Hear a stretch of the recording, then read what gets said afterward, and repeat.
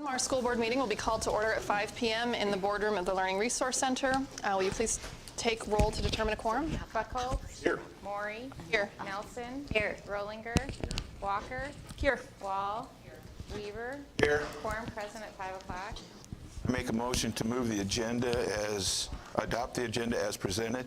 Second. I have a motion by Clark and a second by Sandra. All those in favor? Aye. Opposed? We have an agenda. At this time, I will call those who have signed up to speak to the microphone in the order that they have signed up. The board will receive and acknowledge comments, but will not engage in a dialogue with the speaker because of the set agenda for the meeting. Remarks are limited to 3 minutes per speaker and should be shared in a respectful manner. James Thacker.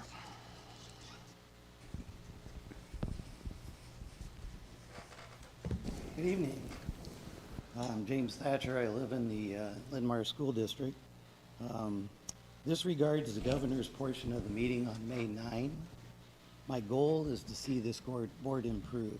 It's really not to harm anybody. It really is not meant that way. So I'll explain why I'm here and not doing it another method.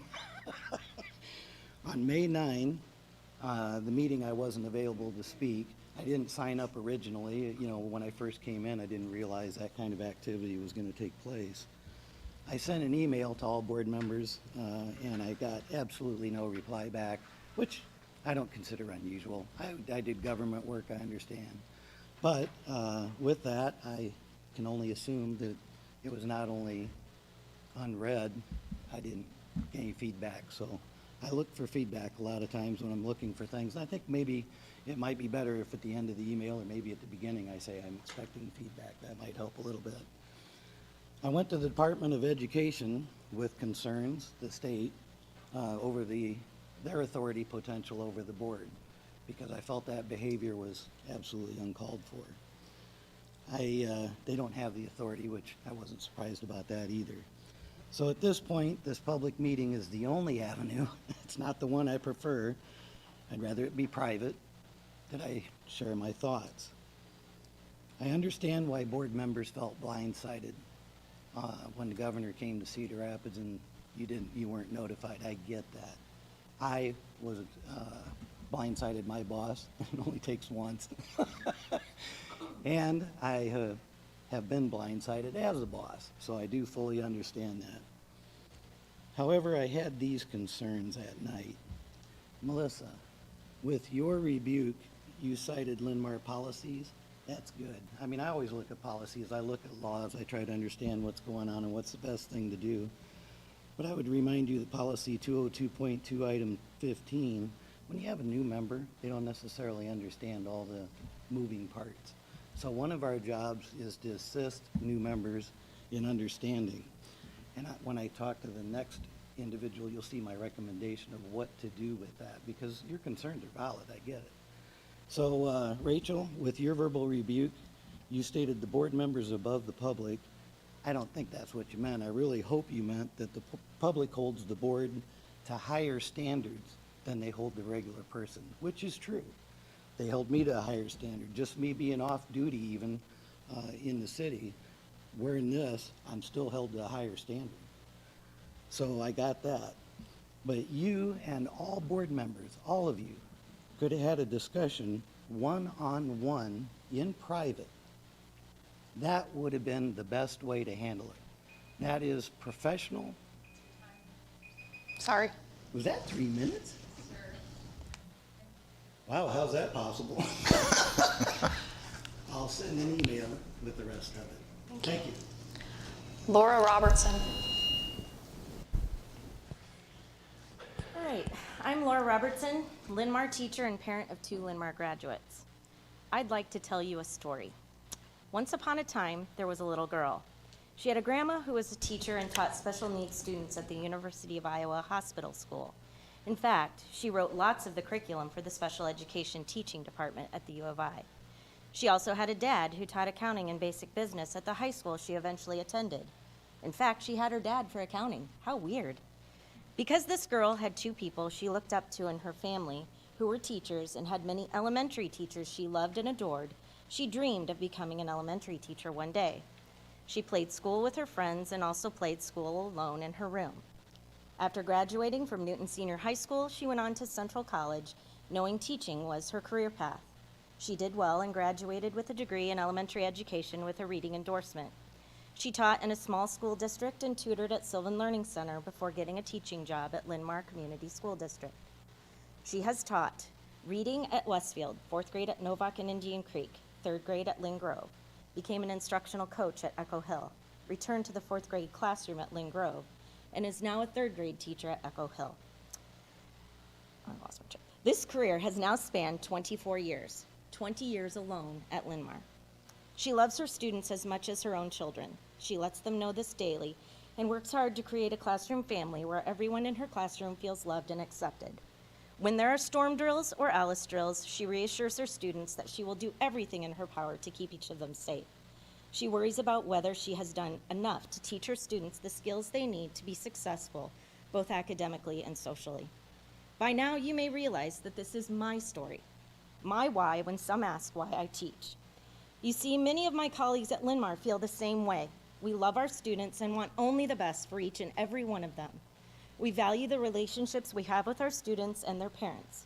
We try our very best each and every day to make sure that our students are ready for the future. We feel valued and supported by our students' parents. The thing that upsets me and many of my colleagues is that it seems that this pandemic has brought about a shift in the climate and culture of Linn-Mar. Many no longer seem to hold on to the ideal of we are Linn-Mar, where we're all in this together for the benefit of our students. I challenge everyone to get back to that. Have civil dialogue, reach out to ask questions, respect different opinions, support the teachers, administrators, and school board. We can do better. Our children are watching. Thank you for your time. Greg Seeley.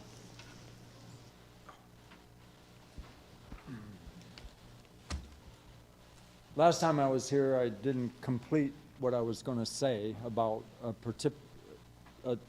topic. I started out by saying that if this gender analysis goes all the way down to preschool, we are taking away, because what it is softcore pornography is what it actually is. So we're taking away the innocence and the modesty of kids clear down in preschool if it's going to go down that far. Well, I've talked to people when they become elderly that have had the same experience, and they have lost their innocence and modesty by being exposed to softcore pornography, hardcore pornography, and just sexual innuendo, et cetera, et cetera. And they said to me, we have, and they know of other people too, and they say to me, we have fought this our whole life. Now, is that what we want to happen to our kids? So then, in some cases, because I see the scientific proof, this has caused divorce. What woman wants her husband looking at pornography? And they can't get away from it. And so they end up divorced. Guess what can happen? The kids of the divorce can start blaming themselves. Then what happens? They can become extremely depressed and they can commit suicide. Now, what's that going to cause for the national public school system? Well, that's a long-term possible lawsuit. Now, think about that.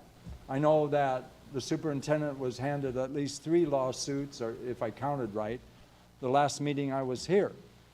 These are long-term lawsuits. I don't want to see the public school destroyed.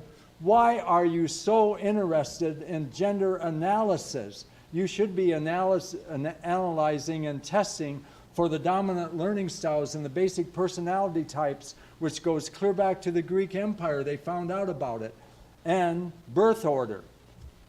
What is the deal? Is the present administration in our White Office saying they will withhold funds if you don't follow their agenda for the public schools? There's not enough transparency. We don't know why this is going on. And I can't, the good Lord isn't giving me solutions, because I did talk to the superintendent last time, and he said things to me that I thought there should be a building just for the LGBTQ plus space IA community. But they can't be forced to go. Thank you to those who came to this evening and shared their comments. Moving on to informational reports. We're going to start with Nathan, who's already up and going, on the Teacher and Paraeducator Registered Apprenticeship Program. Yeah, awesome. Good evening.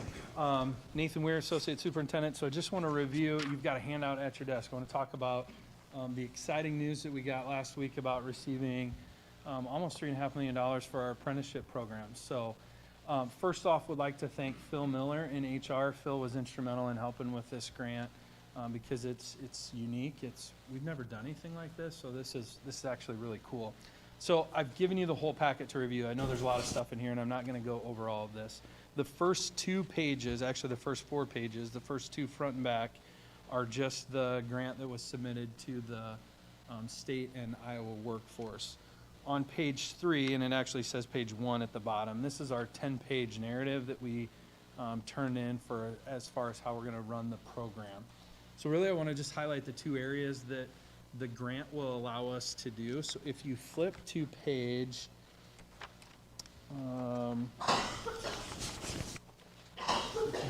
page 9, where it starts to talk about the proposed partner cost, I'll talk about the 2 areas that we'll be able to serve. So there's 2 portions of this grant. One is to increase the amount of certified teachers across the state.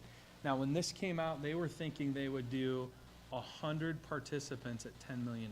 That was the initial, when they released the grant to us. So we asked the state, well, we would have way more than that. Should we just submit what we think we would have here at Linn-Mar? And they said, yeah, submit the full amount.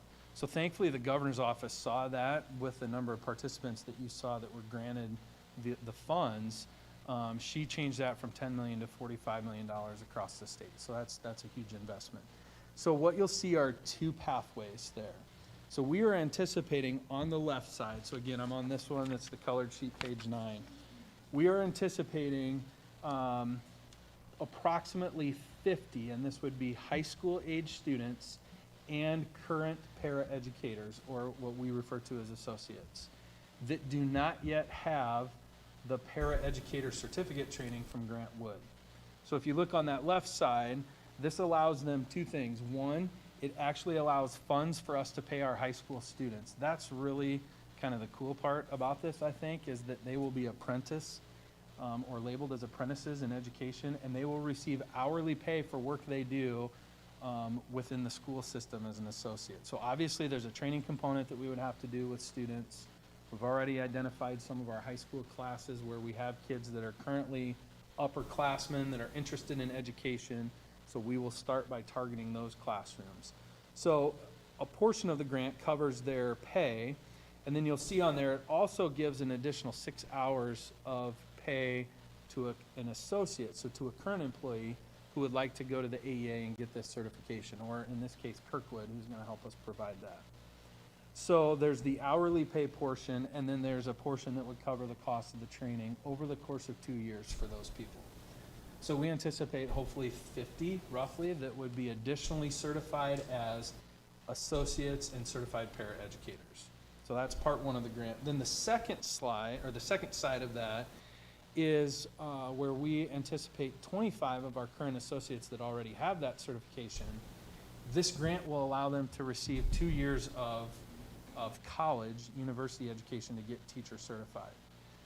So we partnered with Mount Mercy, and we want to thank Mount Mercy and Kirkwood as well for helping with us. Mount Mercy's actually lowering their cost of tuition to the state average, which is around $17,000 a year at the university or the Regents universities.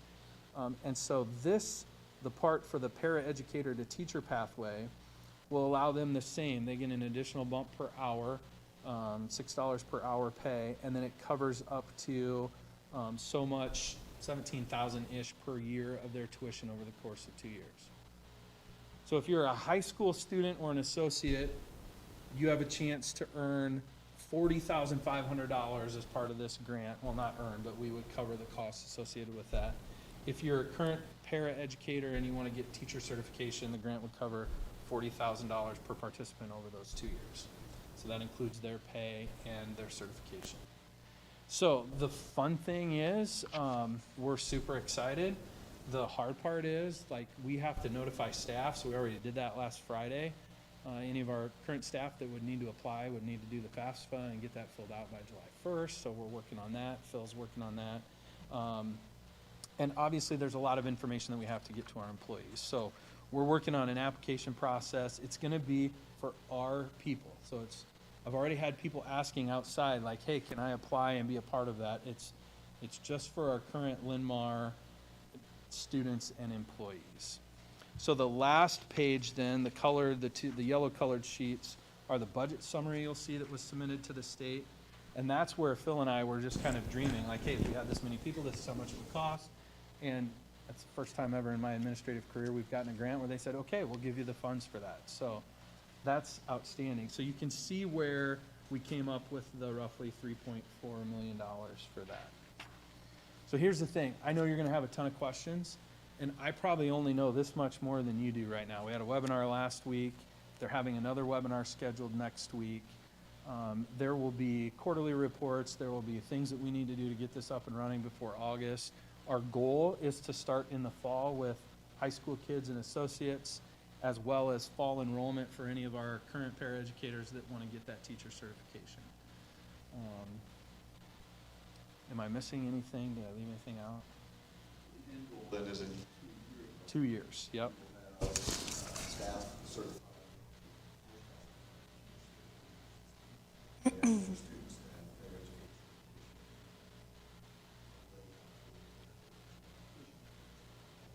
Yes, absolutely. And maybe, Oh, go ahead. maybe you said this, but I didn't hear.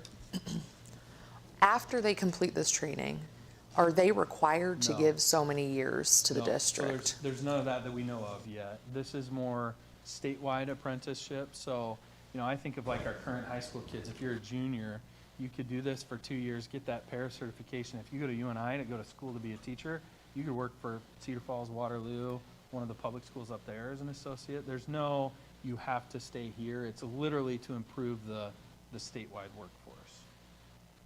Now, hopefully, we'll benefit from some of these people, especially our current employees that are interested in the teacher certification. I certainly think would be a good route for them to get certified as teachers and then hopefully stay with us. Good question. I'll let you know if that changes. I have not heard that there's any certain time amount that you have to stay to do that. I've got one more question, maybe two. In the breakdown for the grant budget, it says under number 3B that the number of participants is 80. Yeah, so I think in there, and maybe I didn't have my math right. 30, we approximated 30 high school, 25 high school students and approximately 30 adults that don't have training. So that would be 55. Then the 25 para to teachers, so 80 total is what Okay, we're- so 50 that will move to the paraeducator position we between hope. students and adults. Yep. And then 25 from 25. paraeducators. Okay, wonderful. And that was just based on the real initial kind of surveys that we did at the end of the year to see who was, this was due in April, we submitted this on April 15th, and we're trying to gather some numbers to better understand that by the time our grant was due.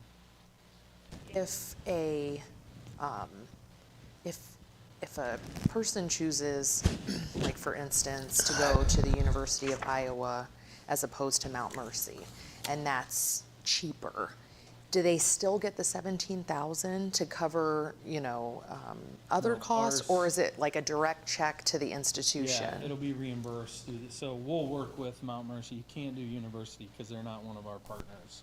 Oh, So okay, it's so it strictly Mount has to be Mercy. Kirkwood Yes. or, okay, perfect. I just wanted to, The 17,000 brings it down to be comparable to the University of Iowa's program.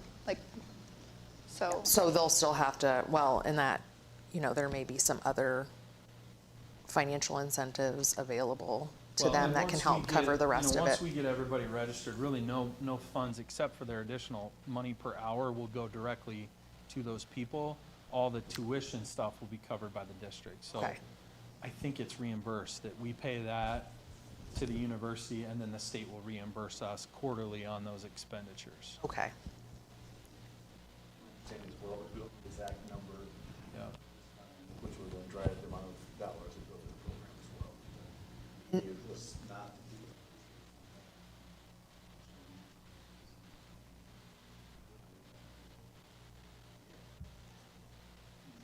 Right. But I lose to 2 years. On our end, on our end, if they step away from their positions in order to pursue this, or for paraeducators who are going to be teachers, are they guaranteed a position with us at the end of this? That's the whole point of this, is that Mount Mercy's gonna work with us to structure their teaching and learning time around their work schedule. So Okay. we should not lose employees to that, because right Okay. now that's a barrier to them if they have to, not work to be able to attend school full-time. Then are, So they'll still work, and Mount Mercy's gonna come up with a schedule to serve them nights and weekends, or whatever that looks like. so are they getting, like, for instance, a paraeducator who then is working full-time, are they getting their current rate plus the $6 an Yes. hour in addition? Okay, Yep. okay. Is it required that they do full-time in the school program in order to, so they would have to work full-time plus go to school full-time in order to participate in this program? Yeah, but I don't know what full-time looks like according to Mount Mercy. I'm thinking they're gonna structure that a little bit differently than if you were just a full-time, traditional full-time student, because of this grant, to be a little bit more flexible with full-time workers. I would guess that it's going to look, it's really loud. I would guess that it would look more like a traditional returning adult program, where full-time is more like one class is 4 weeks, and then you take another class, and so it's not 4 classes all at once for a semester. That's my guess, I really don't know, but. Those are the details we're still waiting to get more information about and work towards, but you're accurate on the general concept of it, though. That's how that will work. Because we do not want to lose somebody for 2 years and Right. potentially hire them back again Right. at a later point in a Really, I different see position. probably the best, most immediate impact for us would be if we get some kids interested in the fall, that, if a student has an open period or they're a junior, senior, and their schedule's a little bit more flexible, especially with their hours, how we stagger our building hours, if we could pay them during that time to go work at Indian Creek for 5 hours a week, or, if we have 20 kids that can split up their time and kind of help piece those gaps that we have with associates together, I think we could really get them, that paid experience. Because the high school kids aren't going to work, 35, 40 hours a week in this model. They're going to work kind of as needed, but they get the experience and they get the certification, which is the whole idea of the state push for apprenticeships, is to have them leave high school with a certification, and now our students will have that option. So that's kind of where we're thinking we'll deploy some of our student helpers, which fits right along with the curriculum that our high school's teaching those kids, so it'll be a good fit. That plays off my first question is, do the students go through the Grant Wood training before they start doing classroom work, or is it all simultaneous throughout the semester? I think it's going to be simultaneous, but we'll find that out next week. And then you kind of already answered that they are doing this during school hours, but it would be during free periods. Like, so are they Yeah. getting graduate credit? Like, do they get credits for this work as well to go towards graduation, or? We haven't talked about that yet. Sort of. The student, so Laura Vasquez's class, if you remember, Laura used to teach out here at the LRC. She's our one that teaches the Kirkwood education courses. They're already getting Kirkwood College credit through that course, so yes, they would get high school Kirkwood credit, but now in addition, they'll actually have the work experience part of that. So she's going to build that into her class instruction. The reason I ask about if they're getting graduation credits is I would hate for a student who doesn't have the free periods built in, like they're trying to fill their schedule because they need the credits to graduate, but they would like this experience, if that would be a barrier for them because they need the credits to graduate. So that's Yeah, why I was and asking. It might. I don't know yet what that Okay. will look like or what our kids will have. My second question is on the the paraeducator to teacher side. Yeah. So current paraeducators that are on staff that already have their bachelor's degree, I already know they don't qualify for this program. Is it our intention to give them the additional $6 an hour because they're already certified at that level, or are we going to create a gap between the people participating in this program and the people that are already paraeducators with a BA? It's my understanding to get the money per hour, you have to be part of the training, like the apprenticeship program. So you would be working toward that certification. So I guess yes, if, I don't know, and that would be a good question for our HR team. I don't know who already has all of those certifications, but I guess based on the numbers that Phil and I put in the description is that there's a certain amount that aren't, and those are the ones we want to try to target. I think Are that you would be talking- helpful to know for the board is how many of our current paraeducators are now going to be making $6 less an hour and they have more education than the people participating in this program. I think that would be helpful to know so that as we look towards how we adjust salaries in the future, I would like to know that information. But I'm Are you assuming talk- the people that are para-educators are doing that by their choice, even if they're highly educated.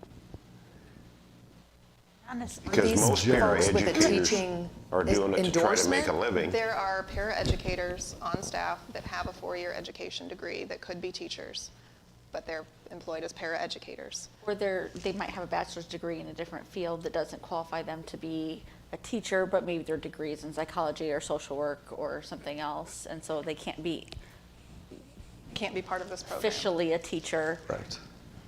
I think. That's what we have to look at I to see, think we're because the funding overthinking will it. not Yeah. come from this.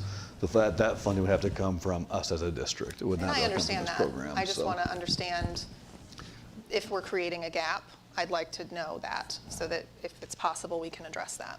We're only creating a gap just for that time that they are enrolled in this program, right? Like they're not making, if they, for instance, would get this training, become a teacher, get their teaching endorsement, but then choose to work as a paraeducator, they would not continue to Correct. get that $6 an hour. So I guess, I think it's a tremendous program because of the shortage of teachers, and I think it's I'm huge. not against the Yeah, program. I'll yeah. make that very clear. I think Yeah. this is fantastic. I love that we went for the grant. I'm very happy with the team and all the work that went into it. I just want to understand all the facets of it. Yeah. And there'll probably, like I think Shannon was trying to say, there'll be some one-offs that'll have to be reviewed and talked through to make sure they're not, quote, cheated. Yeah, yeah. What's the time frame for when the funds have to be expended? So could somebody choose to, I see that the high school to paraeducator is 2 to 3 year path, but the paraeducator to teacher is a 2-year path. Is it possible for people to make that a 3-year path if they needed to, or does it need to be a 2-year path? I don't know. Probably from a funding standpoint, it would have to be 2 years. Otherwise, you wouldn't have the dollars to pay the extra hourly wage. Or that's just my thoughts. Now, typically That's with what I a would grant, assume. there's Yeah, there's yeah. a deadline for reimbursement. But yeah. if they continue, if it's a popular program, hopefully the state would renew it Extend and we it, would be able yeah. to enroll new people every year. If each person has that same maximum dollar amount per person and they extend that out over 3 years instead of 2 years or something, I'm just curious what that might look like for people that say, like, I really can't do 2 full-time jobs. Yeah.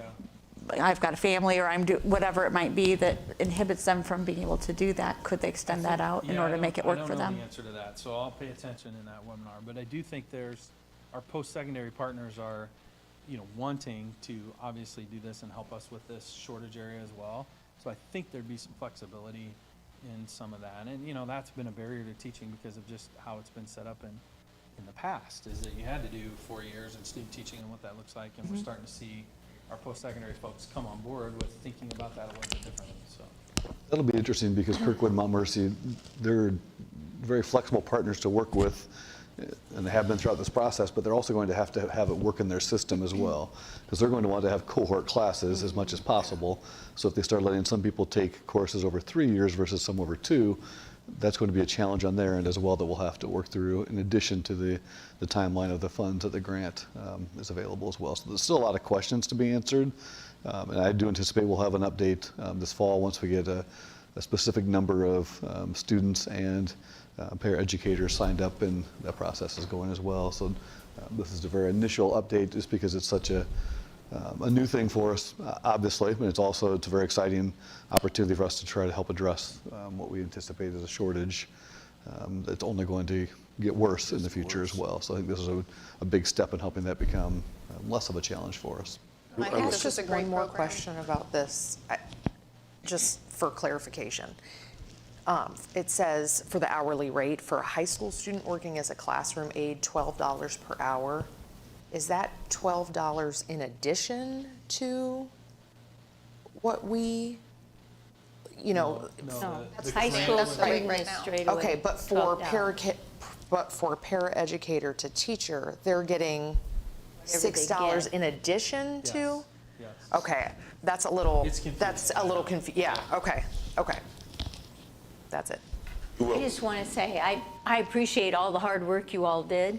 We definitely need to try to do whatever we can to get more teachers and help those that are already in the system, continue and all that. But maybe the questions that people have, forward them to Nathan, and when he's got the webinar going on, he can sit there and listen for or ask those or something. I mean, because that's what it's all for. We appreciate that, and if you can give us a We will. follow-up. That'd probably be a good Friday memo. We would update love as it. we work through that, because, like I said, we have to build all, we wrote this all. Now you gotta do it. Now you It's get like, to now do we it, gotta right? Before August, so Yeah. you all know what I'm working on the next few weeks. Good. Good job on Thank you. this. Yeah, This is thank you. wonderful. Excellent work. Thank you. Next, we have Rachel, your update on the June 9th Marion City Council meeting. Yes. Not a ton. Some payments on the trail and sidewalk along 10th Street. So nothing new there, just, making progress on that. And then there's a couple of zoning hearings that have been scheduled. One is by Boulder Peak, east of Boulder Peak. I want to say east of Boulder Peak, west of 44th Street. That is zoned currently as single-family attached, or I'm sorry, single-family detached, and they want to rezone it as single-family attached. So I'm assuming condos and what have you. And then the other one is west of Alburnett, which is to be zoned single-family detached. So, and then some north to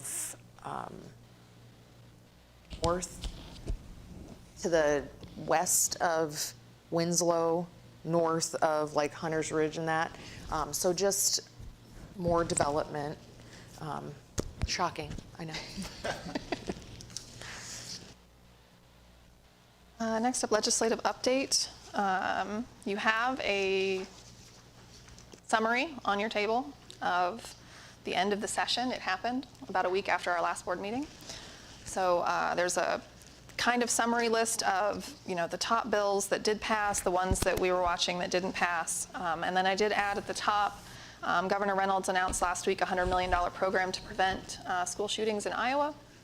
So we'll be learning more about that, but includes vulnerability assessments for each school and active shooter training, hiring additional staff for the Department of Public Safety, creating pathways to report and monitor threats of violence. So we don't have any information yet, but I wanted to share that that is a program that will apply to every school in the state. So we'll look at what that looks like as it comes through and get more information.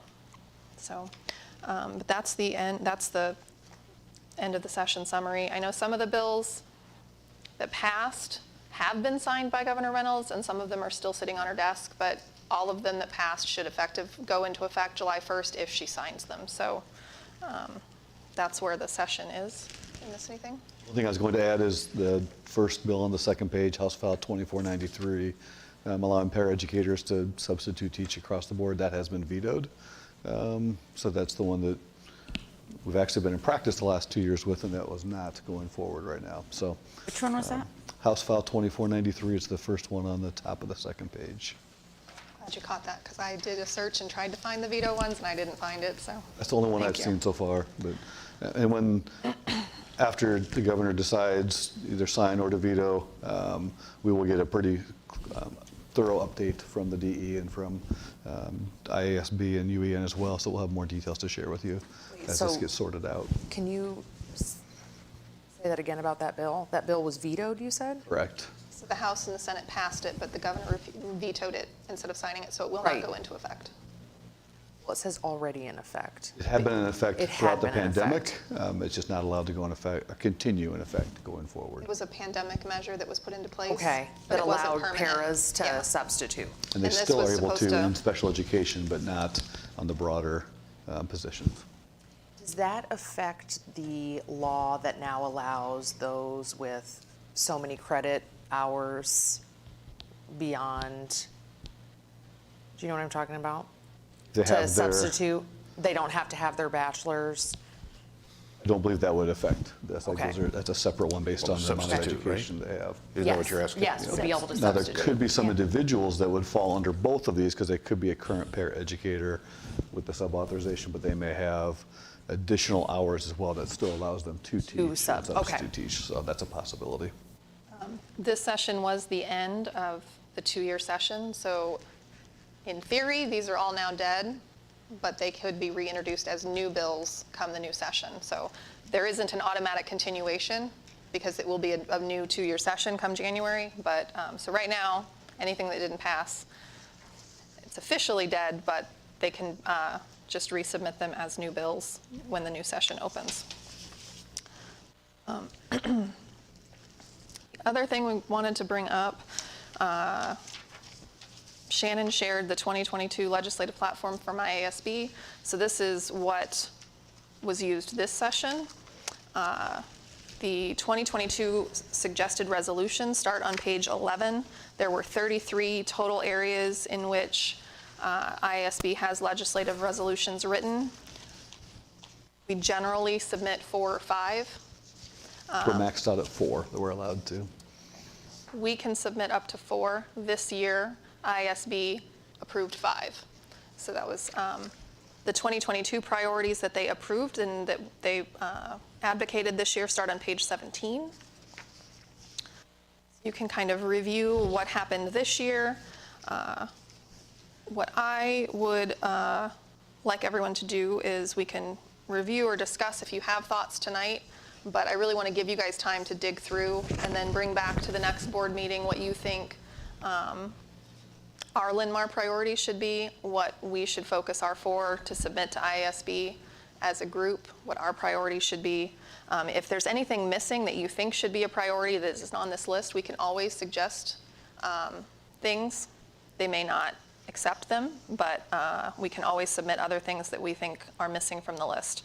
So take some time, go through the priorities, and bring your top 4 or 5 for discussion at the July meeting, and we will try and come up with what our submissions for the year will be.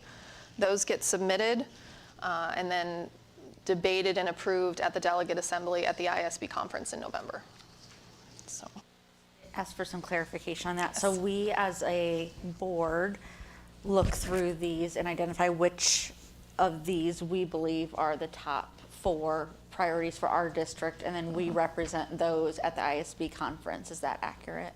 We submit them ahead of time, and then the delegate representative goes to the delegate assembly at the IASB conference, and those are discussed by the entire group and voted on. So IASB will call all of the submissions together, and the top 4 or 5 that rise to the top, they will make those the recommendations from, and that's what IASB will advocate for as an organization on our behalf. It doesn't mean that we can't. Category? Just the overall category, so like dropout, at risk, English learners. If you look, there's 33 options, but if you look on page 17, the 5 that they picked this year were dropout, at risk, mental health, teacher recruitment and licensure, school funding policy, and supplemental state aid. So out of the 33 listed, they picked these, the state school boards all submitted, and these were the 5 that rose to the top. And if you, Okay, sorry. No, that's okay. Dropout at risk was the 5th one that was added this year, and they had proposed legislation to fix that. We did advocate in favor of that. It did not, it looked like it was going to pass, and then it didn't out of the Senate. So I would imagine that might come up again. They might give it another try. But yeah, there are 33 things listed, and we can pick. We can also advocate for any of these on our own as a board. So there was one that we submitted last year that is not coming to my mind right now that didn't get picked by IASB, but we could advocate on our own as a district for those as well. So just like to give you guys time to go through it, and then we'll have a more in-depth conversation in July. But if there's any conversation that you want to have now to clarify or just discuss high level. My personal question would be, we're each going to be meeting with Shannon here in the next 3-4 weeks, whatever it is. I'd like Shannon and Nathan and Bob to kind of give me personally some ideas, thoughts that they would have that would benefit us as a district, because all of these are wonderful, but I want to make sure that we're online with Shannon as well. So. We can sort of have that cabinet conversation as well to kind of bring what our loose recommendations would be for the board for consideration. Because like you said, you go through these and like, yep, that's important. Yes, that's good. So it is hard to whittle it down to 4 from those 33. And then the other advantage, Melissa, to your question about what happens with those then, in addition to going to IASB and advocating for the larger scale, it just becomes a really nice tool for me to share with our legislators when I meet with them. Or into the candidates that are running for legislature this year about here's what our board agreed priorities are from this upcoming legislature. It just gives some good talking points for them to have as well. So that's the other real advantage, I think, of having a agreed upon list as a district as well. And I think, Barry, to your point, part of our conversation in July will also be Nathan and Shannon and Bob providing that feedback and guidance as well from their perspective. So we may not make a final decision in July. We may just have a robust conversation and then finalize it the first meeting in August. Good idea. Any other questions about the legislative platform? Or legislature in general? Or on that one. All right, Shannon, I will hand it over to you for facilities planning. Facilities planning update. Excuse me, a little bit different this time going through the facility planning because we're not just talking about a school or 2 schools like our last bond issue. So we don't have anything to the scale of the schools in our plan, but in some ways with the multiple projects we have going on, there's it's almost more challenging in some way just because it's such a diverse group of people to work with on different fronts and multiple things happening at exactly the same time. So I will try to continue to provide updates for you, maybe not every board meeting, but at least every other as we get into the school year, just to keep you up to date with everything as well, especially in this early phase of the design process for the 4 projects. So right now we have 4 active projects in our phase 1 process. Tennis courts is kind of the first one that we're talking about because that's the first one that we are targeting to go out to bid yet in July. So that's been a focus for us. We're planning to pay for that with our current Pearl funds and save dollars we already have on hand as well. We've been working with OPN and Hall engineers, multiple drafts back and forth between how the courts could fit in that space, and also hearing from Tanya Moe and our tennis coaches about what is better from the tennis perspective in the tennis world as well. So we've had multiple drafts back and forth, like I said. Originally the plan was our space would fit perfectly for 8 tennis courts to just go right across that piece of property, which seems efficient. Our tennis coaches said that's okay, but kind of a nightmare from a coaching perspective because that's a lot of space to get from court 1 to court 8 to be able to work with kids as well. So we've come up with a couple of revised plans for how that may structure that current property as well. So I think we're getting closer to having that initial design ready to go. So that I think the next couple weeks we should have that pretty much firmed up and ready to go out to bid in the near future too. Clark. Do we still have support of the Marion City Council getting involved with the project for lighting purposes or whatever? They at one time were interested. I hopefully there still are. Or? They are. Yeah, we've talked to the Parks and Rec Department and met with some of the city and staff last Monday or Tuesday on that front as well. Definitely an interest in trying to do some partnerships there. They're waiting for us to kind of finalize what our structure will look like based on the feedback we've had in conversations with them, and then we'll talk kind of the next steps as far as what their involvement level could look like as well too. So an ongoing conversation there as well. I think it's shaping up to be a pretty exciting prospect what that could look like. So that's the first one. The second one is probably the easiest of the 4 projects, the high school north parking lot. Hall engineers, still working on some design options. They're not looking at just the parking lot, but also access in and out of the parking lot. They're debating right now, is it best to tie it into the drive around the stadium on the backside, the north side of that parking lot? Because right now, if you would just extend that parking lot, you would have a whole bunch of dead ends. So cars would be driving down, open it's full, come back. So they're working through those processes as well. Once they get some initial drafts, I would expect the next week or two, then we'll start to bring those forward for potential discussions and look to that to go out to bid this fall. Like October was the date we were shooting for, with construction next summer. So about a year away from that taking place. And then the next 2 projects are our larger ones in the phase 1, as you're aware of, the administrative building. We're still looking for that to go out to bid in March or April of the upcoming year. There's a lot of work that has to be done between now and then to determine the structure of the building, the size, all the pieces we want to make sure we have in place. As I mentioned to you a couple weeks ago, we did, as a cabinet group with OPN, to visit Cedar Rapids School District and College Community, 2 relatively newer administrative buildings in our close proximity, 2 very different facilities, and that was good for us to see, kind of the I'll say it, even though my friends in Cedar Rapids will hate me, the Taj Mahal of Cedar Rapids, which we will not be building. And then College Community is a much smaller functional building as well. So we got to see 2 different extremes, and I think we'll be somewhere in the middle range there as well. So we meet as a cabinet group with OPN tomorrow to talk through more of the feedback they heard from us, things we liked, didn't like, and we'll see where they take us on the next steps for that design as well. So that's the big piece. And then the other discussion we're really having a lot of conversation on is location. As you're well aware of the parking lot, if you've driven by Excelsior lately, that parking lot is a absolute shambles especially on the northeast side of it. They've torn up the old area, building the road to go in for easier access from Winslow to Excelsior. That will be fantastic when it gets done for traffic flow in and out of that building. And so we've talked, as you know, about having the admin building on the north side of that road, kind of in the elevated area in the trees, or the south side in the grass space that is there. As I mentioned to you in the past, I've really gone back and forth on which option is better. So I've talked with our facility subcommittee, Clark, Britt, Sandra on that as well. We've talked through some different options. I think we're all in agreement that the southern part of that road is probably the better location. I think we're all very sensitive to trees and keeping trees after the derecho. And also there's some logistical things of that green space property really is a nice size space for that as well. The one concern I had originally with that green space is I hate to give up green space, and once you give it up, you never get it back. As a school, there's always a need for some. But as I've talked with administration of Excelsior, with Tanya Moore, AD, they feel very comfortable that space is really not the functional green space they need. When we kind of repurpose some of the green space north of Excelsior, that's been a much better setup for them to use. Once I heard from both those groups that that's our current structure there is better, then that made me feel much better about the south location as well. So I will stop on that point before we go on to the auditorium piece.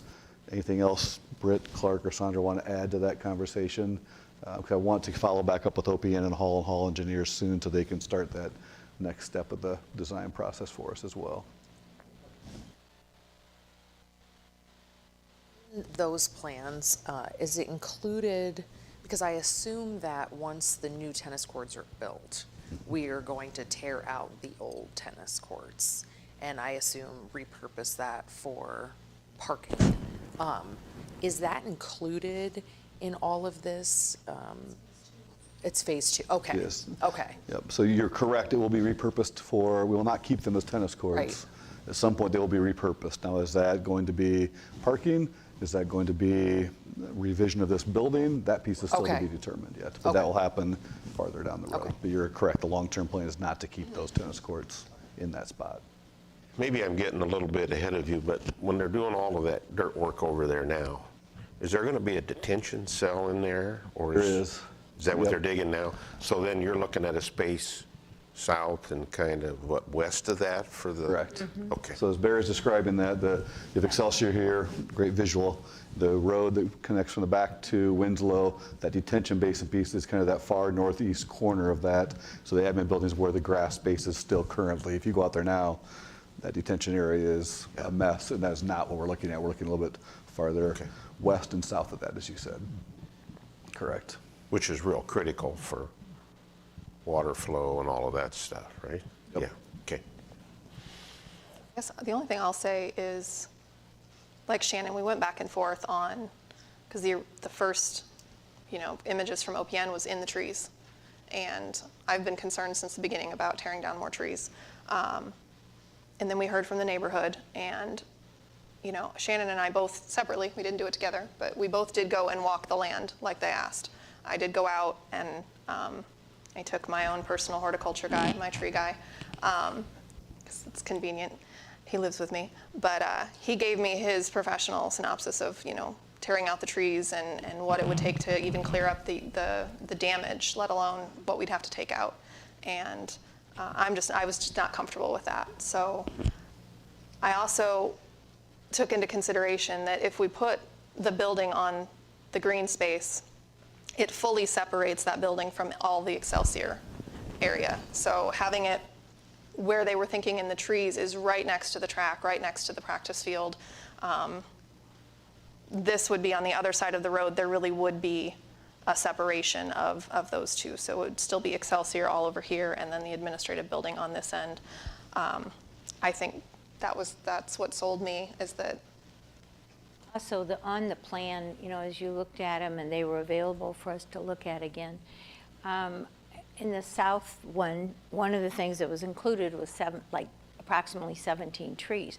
So more trees will be added, and I would imagine that'll be a bumper from the street to the ad building on that south side. But there again, we're just adding more instead of taking more away. And I think people need to know that we're listening and what the neighborhood would like and what would work for them. But also I think it works for us really well. It was a bit more expensive, but I think if we actually got into taking out trees, what they thought they'd take out, they might end up taking more. So that, I believe it was right around 65,000 was the difference correct. between the northern ones versus the southern. We may make it up in another way, There so, was a sewer connection. yeah, There was that kind of thing. Those figures. Yeah. Those are all things that are important, but I think, we need to consider the overall. my limited experience on the board with the building projects we've done. If it had been $1 million difference in the two locations, I would be concerned.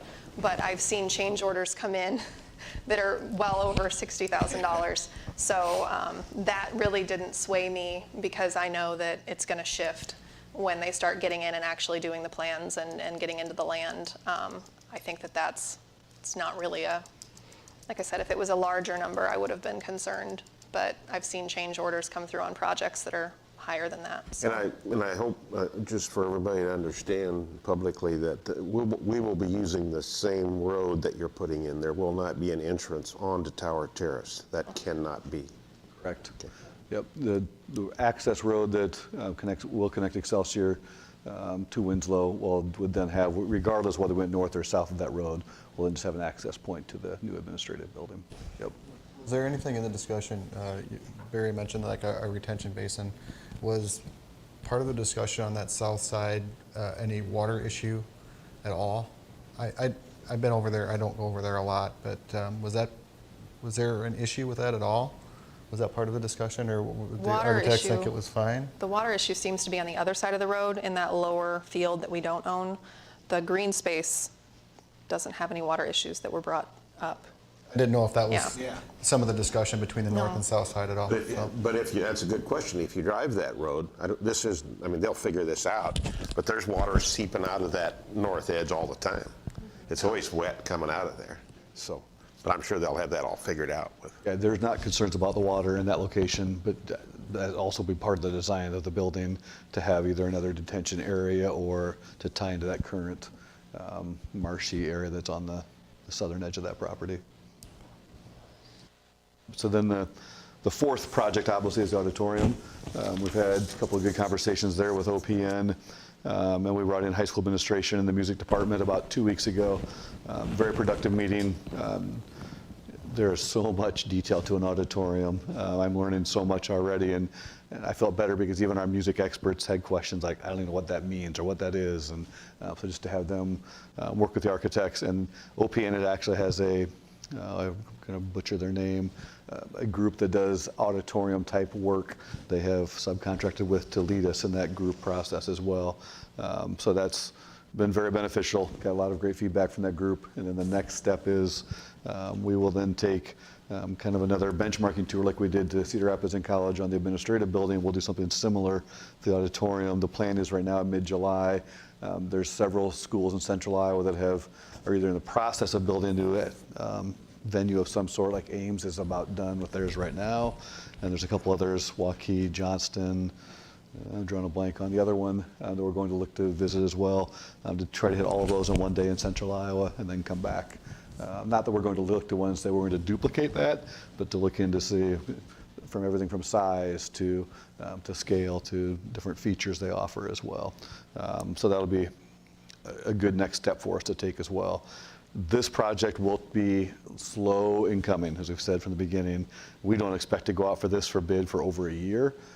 So one of the next steps for us is to gather this information to help OPN and the design group to really figure out, okay, for what we want and what we hear that they hear from our team about what we want and need, is that still going to be the right location? Is that, before we get too far down that path, to make sure that our location, that our features, the cost, that everything is still in line with where we want to go, and then that bid process will take place after that. So we're still quite a ways out on that one. So, but I wanted to give you a heads up that what's kind of happening behind the scenes as well. So I wanted to say thank you for taking time to include the music staff. I think having their input is amazing. I think they can tell you the things that are really important, kind of their needs versus their wants and that kind of thing, and I appreciate that you did that with them. We talked about it, but following through is important. Thank you for doing that. this is the exact same process we went through when we did Boulder Peak and Hazel Point of No, but I bringing appreciate that teams you're doing in to it. provide that input, and OPN's really good about listening to that, and Vicky's really good about saying, I hear what you're saying there, but in reality, here's our budget we have to work with. But at the same time, trying to figure out what is realistic and what can be done. And so we're doing a similar process for all of these steps, just a little bit different group of people to involve this time too. And honestly, I can't imagine building this without having their input, because they're the ones that live in it and know the little things as far as what works, what doesn't work, and what looks nice may not always be the most functional, those type of things. So But if they heard all that discussion of what is possible, what is not, then they understand that some big thing that everyone thought was important was taken out. Why was it? The people who were involved and will be using it are like, we couldn't do that. We did this instead because we couldn't afford it. This still gets what we want. I mean, all of that involvement helps make this more effective, I guess. agreed. Thank you. So there's a summary of our 4 projects. Nothing is moving ahead at this stage except gathering information, putting together initial designs, and then before we go out to bid for any of them, we'll keep you up to date where that looks as well. So, but the first 2, the tennis courts and north parking lot, obviously those are a little bit easier, smaller scale, smaller budget projects, and projects we have funds for right now. So those will be easier ones to move forward with here in the near future. The other 2 will be a little bit farther out. So keep the questions coming though, because if sometimes I forget with this many different groups of people who have told what and who I have not responded to. I don't want to keep you guys in the dark at all. So please keep the questions coming on those projects as well. With that, does anyone have any final questions about facilities for Shannon? Yeah, go ahead and go into your update. Yeah, my update, pretty short since we're in the summertime, but the last time we met, school was still in session. We really had a really good finish to the school year, very successful. people that don't work in education, I think sometimes don't realize that how emotional the last days or weeks can be. Lots of tears of joy, tears of sadness, and just lots of fun as well. So it's fun to have the graduation, which you were all able to be part of, and then just a really positive end of the school year as well. So I think everybody was ready for that and made the best of it. So since summertime, construction projects, you've seen them throughout the district. I won't go through each of them one by one because really right now, knock on wood, we're in a really good spot with our construction projects across the board. We have a lot of little things happening from buildings, from tuck pointing to roofs to you name it. And honestly, in this current construction climate, I'm pleased to say things are on schedule right now or ahead of schedule in almost every spot. And as soon as I say that, I'm jinxing this, but I feel really good about where things are. And right now, all things are scheduled to be. Yeah, exactly. So all things are scheduled to be on pace for the start of the school year. So that's been really good. Spent most of last week at a conference in Des Moines, the High Reliability School Systems, our summit.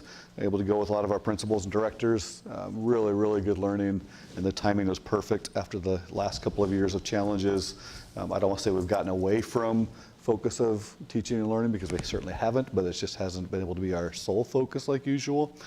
So this was perfect timing for this conference, and they really customized a lot of things as far as schools coming out of the pandemic as well, and what that means and what that looks like too. So at your desk, I just gave you a summary of, or at your table spots, just what the 5 levels of the high reliability schools are. We won't go through all of that in detail today, but I just wanted to give that to you, especially Matt and Melissa, your first time through with HRS as well. Really the 5 levels that we're looking at, our goal is to have every school get to level 1, 2, and 3 successfully. This is not a race. This is not people have to have done by a certain time period. It's not a checklist. It's actually you work on all 3 of those things, from safe and supportive school culture to effective teaching to guaranteed viable curriculum, all at the same time. But as you go through each level, that becomes more of a focus area for each building at that certain time period. So that was the focus of our work, was those 3 levels during that conference, and the impact was really, really exciting and positive for us as well. My next hope for the board level on HRS, I want to give you a little more education on this, but I don't want to be the one to provide it. We have a couple of buildings that are approaching level 2 certification right now. Novak just achieved that right at the end of the school year, so congratulations to them. We have a couple other buildings that are knocking on that door as well. So I think that when those buildings get to that point, I think it'd be a perfect time for them to come and, 1, be recognized, but 2, have them present, okay, what does that really mean? When you hear level 2 effective teaching every classroom, 2.2, what does that really mean as far as their work and how that applies in their building? So that's my intent, is this fall to bring in a couple of buildings to have them summarize the work they've been doing and the next steps in the process for you as well. So really, really good learning opportunity this past week. And to be honest, it was a coup for Des Moines to get to host this site. They have been, in past years, they've been in Austin, Texas, and Denver, Colorado, and that's it. So for them to have a summit in Des Moines, which made it so much easier for us, which was nice of them. But that was a great opportunity for Des Moines. And it was interesting because I thought it'd be mostly Iowa educators. They showed a map. There were people from all over the country. I can't remember how many states there were, but I was curious what the people from Alabama and North Carolina and Texas felt like when they got to find out they're going to Iowa for a conference. But we were glad to work with them and get to know them as well. So really good learning this last week, and perfect timing as principals have time to process and plan for next school year. And then the final thing I want to emphasize, this is just a communication piece that our communication office and HR and transportation are putting out there. We're really hitting hard school bus driver hiring process. They have a job fair coming up on Thursday from 5 to 7 at the transportation building. So we encourage anybody that is interested in being a bus driver, knows somebody else to be a bus driver. Really hope they send them out there to ask questions and learn more about what it really means and what it really doesn't mean. There is a one-time sign-on bonus of $500, $21.50 for the pay rate. They are IPERS eligible. We really want to just try to recruit people for that department because, as you've heard the last couple of years, that is our department that we are extremely thin almost every day throughout the school year. So we'd love to recruit a few more bus drivers, and by a few I mean 10 more, to be prepared for this next school year. So should be a fun ice cream social there, I forgot to mention as well. So even if you just want ice cream, stop by. it might help plant the seed for somebody else. So other than that, I will take any questions you have for me. Just a real quick question, Shannon. How does, I don't know IPERS that well, but if, let's say somebody drives bus for 3 years, are they vested right away after the end of the first year, or how many years do they have to be? They're not vested the first year. It really depends, Barry, on what their, there's a formula for everything in IPERS, so it depends how many years they have. If they've had past experience of working in a school in any way, shape, or form, then that would add to that. If it's their first year working in public education, they won't be vested. It depends on their age. There's so many factors that goes into to look at that. But at the very least, they would have some contribution and benefit from IPERS, but it will not be the full vested. To really truly get the benefit of the IPERS, they'd have to almost be on staff about 5 years. In most cases, yes. Yep. I had some people ask, that's what I was curious about. What does that IPERS really mean to me at 63 or whatever age they are, thinking they're going to start a little second career? And we'd be glad to help work them through their individual questions they have on that too.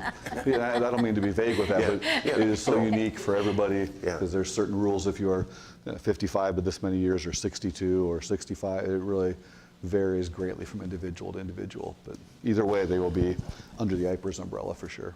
And it's a complicated government program. The IPERS people are awesome, so Well, for them to call that's and just the ask- question. You get a salary first, and you get this bonus, but what does the IPERS really mean? You know, so how long do I need to stick around to get it? Yeah.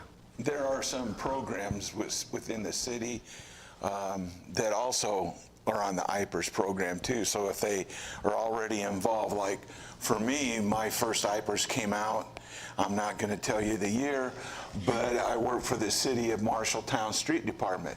Well, I didn't know what IPERS was, but as I retired, all those summers that I had worked for them, that was added too. So there are some plans that are out there that people that are interested in driving a bus, this would just add to it if they're already on an IPERS platform.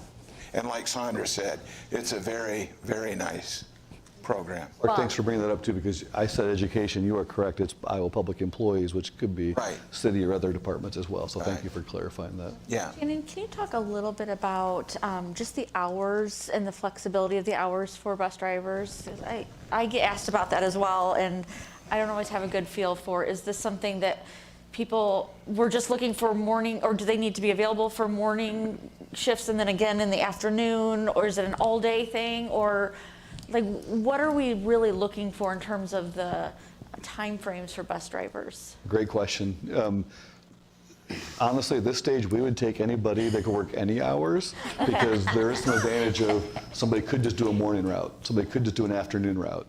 Somebody could do activity routes during the school day as well. So there is a lot of flexibility on that front. Ideally, having somebody that can do a morning route and the after school route is the perfect scenario, because then the same bus driver that's picking the kids up in the morning is also dropping them off in the afternoon. That's ideal, but it doesn't have to be that. Do you know what the time frame is for the morning route and the afternoon route, or does that really vary from, is it like a 7 to 9 and then 2 to 4? Probably a little bit earlier than 7, most routes. Okay. So about 6:30 to 9-ish. And then the afternoon routes are about 2 o'clock until 4. But that does vary a lot based on, are they doing the early route with the middle level schools and the elementary and the high school? Or are they just doing 2 of those 3? So that does vary, but that's the general hours. And then the other piece people forget about is we are always looking for activity drivers, either for field trips during the school day, sporting events, show choir, you name it. We're always looking for those on afternoons, evenings, and weekends as well. So, yeah, some routes are shorter than others, but when we talk about activities, because we are short of drivers, when we all went out to transportation, we've had to, the districts had to hire charters because we were just short on bus drivers to go to some of the activities of baseball, softball, soccer, whatever, in our fine arts programs and stuff, to get everybody there on time and to get them home. We've had to use those charters, and that's why we need those 10, because it can be a mess at times.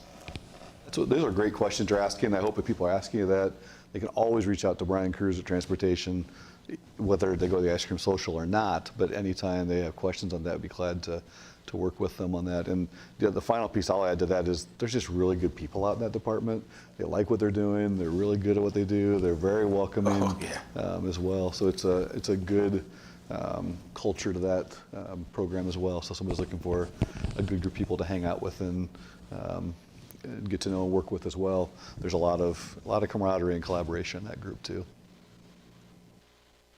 Some people get scared off by driving the big bus with 50 kids on it, but they'll take care of that part. The training is all provided from first test all the way through till test rides with everybody. So appreciate you To have spreading your that word. CDL license to do this work, do you? You do, but that's Do. part of the training. You don't have to have it right now. Okay, so you don't have to have it going in? Correct. Wonderful. If you have it, you're just one step ahead. Okay.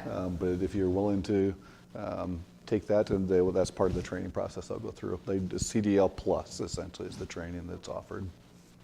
You just have to be, is it 18 or older? Or is there a minimum age requirement? It's a great question. I'm not sure I know the answer to To be that. graduated from you have to be Linn-Mar in 18. order? I think it's at least 18. I think you don't have to know be if it's- 18 to get a CDL. Because was that one young lady that talked to us that's a driver in the Marion grad, I think she was like 19 or something. She might have been. So I'm sure you have to have be 18. I know when I had mine, you had to be 18. I think that's accurate, but I would have to double check that to make sure. Any other questions for Shannon? All right, we'll move on to new business. Move to transfer $25,043.11 from general fund to the student activity fund to cover purchases which occurred between July 1st, 2021 to June 30th, 2022 for protective and safety equipment for extracurricular, interscholastic contests or competitions. Second? A motion by Barry and a second by Clark. Any discussion? All those in favor? Aye. Opposed? Motion carries. Motion to approve a 3.99% total package increase for transportation staff for fiscal year 2022-2023. Motion by Melissa and a second by Rachel. Any discussion? All those in favor? Aye. Opposed? Motion carries.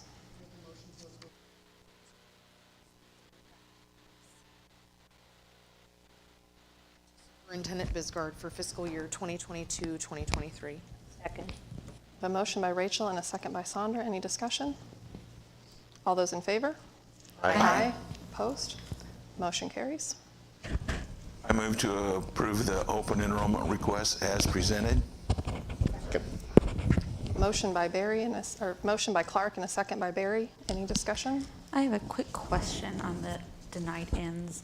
I know that we've been talking a lot about enrollments and wanting to increase our enrollments and that we're not at capacity at the high school yet. Can you just clarify the reason why we might be denying in high school students? I'll talk in generalities. Yes. And I do not High know school I do not students in know the general. specific of the situation either. So typically, it is when we have a specific program or two that does not have the staffing capabilities or the space in those programs per se to offer. So it's directly contingent upon staffing challenges. Perfect. Okay, Yep. thank you. All those in favor? Aye. Opposed? Motion carries. I make a motion to approve Carla Christian, Chief Officer of Human Resources, as the representative. Chief Officer.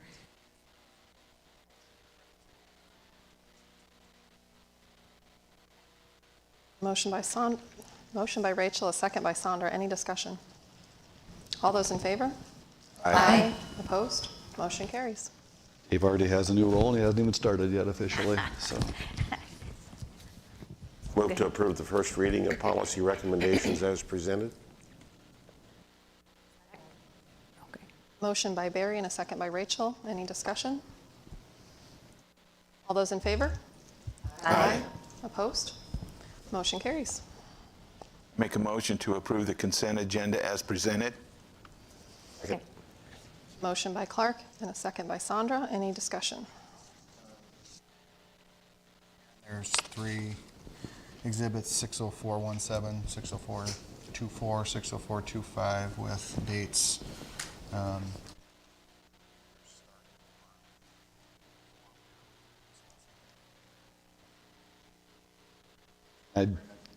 I do believe this is the last round we should have of these, that we have circled back to wrap up the school year, and you will start to see more people are listening, because you'll see quite a few things on here for way out to March of next year.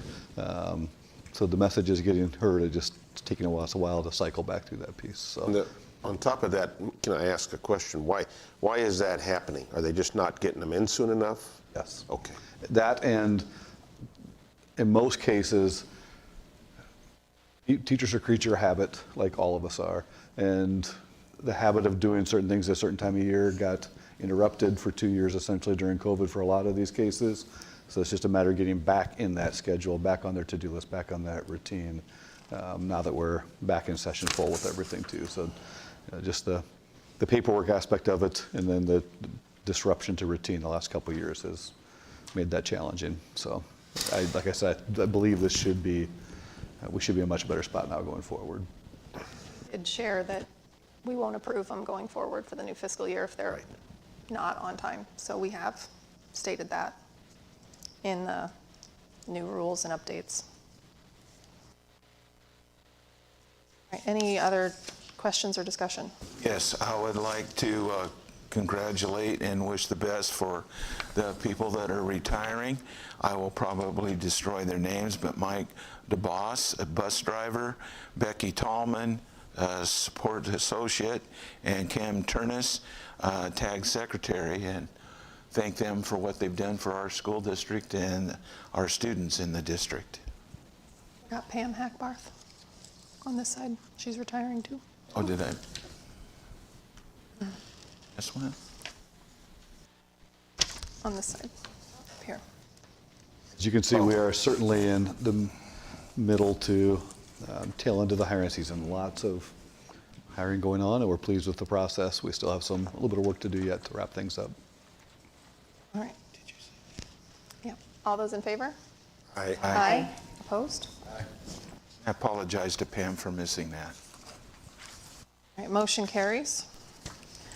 Under board communications, pretty light schedule, although they started filling up some of the August dates are on there. We do need some volunteers for the July Marion City Council meetings. July 7th, I'll do it. So Clark on the 7th and Matt on the 21st. Anyone wants to volunteer for August, you can now, but we can wait. I'll do it. Thanks, Barry. It's not on here, but we all got a postcard in the mail for the dates for the ISB conference in November, the 16th and the 17th. So start thinking about your schedules. If we'll all want to go. You can have it. It's on my calendar already. So much stuff from him, he just. I would accept this. Really? Oh, sorry. You don't go over everything. I do want to bring attention, August 17th is the staff kickoff welcome back. It's always nice for board members if you can attend that. And you'll notice it's at 7:30 this year. We're planning a little breakfast thing, so more details to come as that comes together, but if you could check your calendars on the 17th. August 17th, it's the staff kickoff welcome back. So it's a district-wide assembly. I'm assuming, is it going to be in the gym again, maybe? Correct. Yeah, so. Great. Did you say the new board members are serving breakfast? Is that what you said? Did. The 2 new board That's members. cooking. I'll serve and that can cook. Should we put our orders in now? It says Matt's doing the cooking. It's only I'd 1,200 suggest people, you eat so- before you show up. So better luck if he cooks than me. That's all I gotta say. I'm looking at board meetings in August. The last one is the 29th. That got moved later because of we had so many conflicts in the last couple of years. Yeah, it's a good Yeah. point. Typically, we're on the second and fourth Mondays. Yeah. There is 5 Mondays in August, and with the 22nd being the night before the first day of school. Good. Thought that would be a better time to push that back to the 29th after the first week of school, so. Okay, yep, that that'll sounds be- great. Thank Try you. not No, to we're have a good. board meeting Yeah. on the first day or around the first day of school. We've had to do that often, so It it's feels like that's awesome falling on not that to. same Yeah. conflict every year, so this Yes. time we actually That's thought a good ahead. catch. Awesome, awesome. Thank All you. right. Does anyone else have anything for the good of the group during communications? Looking at the board calendar, I already know I will not be at the ISB conference. I will be in Korea. Probably can't attend. I've heard several compliments to Jeff Gustafson and his staff and everybody involved in graduation. They couldn't believe as many graduates as we had, that it went off so easily. And the board, we were standing right there, and Jeff, well, it's getting close. Yeah, but it's not 1 o'clock. 1 o'clock, boom, everything just went off. He's on it, too. Really quick. But as Britt pointed out, the third grade is our biggest. It's 6:58, 6:59. So Marion might have to adjust a little bit on when they start their graduation. But to add to that too, Clark, that, to me, that was a rewarding day. Great Watching the young adults, watching the excitement, watching just Yes. everything went so smooth. It was really cool. Speeches Yeah. were nice. Yeah, yeah, Choir is amazing as Yeah. always. yeah. And I always like it when the faculty line up and they can shake hands, because you can tell the ones that have made contact with certain students as they go through that. And that's really a nice thing to watch. The band and orchestra did a nice job as well. They played throughout the whole day. Geez, yeah. So, and I will, Barry challenged me to not just say congratulations, but to get all their names. And I realized that when you're standing that close to the speaker, I couldn't hear any of the names, which is why when you came up and I had no idea that we were in the W's, no clue. I was just like, okay, here's the next one. I couldn't hear any of the names. That's the only thing they could work on. So, That anyway. microphone was. So, but no, I was Go up there. It's really difficult to hear. They actually thought they had that figured out better this year, but I thought it was worse this think it year was than the worse, past yeah. years too. I couldn't hear a Yes, single name. I agree. So, anyway, it was a great day though. It was good. So, very nice. All right, if that's all we have, got a motion by Barry. Second. Motion by Barry, a second by Sandra to adjourn at 6:21. All those in favor? Aye. Aye. Opposed? Motion carries. Thanks, everybody.